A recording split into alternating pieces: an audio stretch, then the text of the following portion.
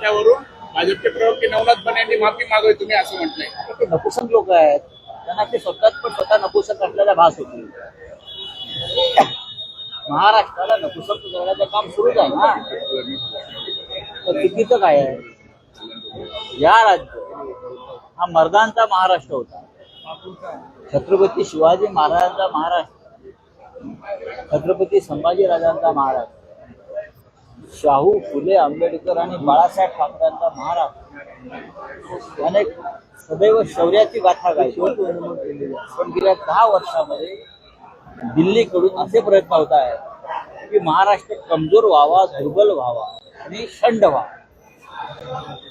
परत सांगते, शंड व्हावा. तुम्ही माफी मागावी असं ते मागणी करतात. कोण काय तो असे मागणी करतो? कोणी मराठी माणूसच आहे ना तो. त्याची सुनतागिरी आहे. विचारा जाऊन त्याला. मी बरोबर बोललेलो आहे. नरेंद्र मोदी, अमित शहा, देवेंद्र फडणवीस यांच्यासारख्या प्रवृत्ती महाराष्ट्राला, मराठी माणसाला नामर्द करण्याचा कसोशीनं प्रयत्न करतायत की त्यांनी लढण्यासाठी उठू नये स्वाभिमानाच्या प्रश्नावर. पण महाराष्ट्र स्वाभिमानी. आम्हाला माहिती आहे आम्हाला काय खायचंय, काय प्यायचं आणि कधी तलवार उपसायची. ती तलवार आता 2 ठाकरे बंधूंनी उपसलेली आहे.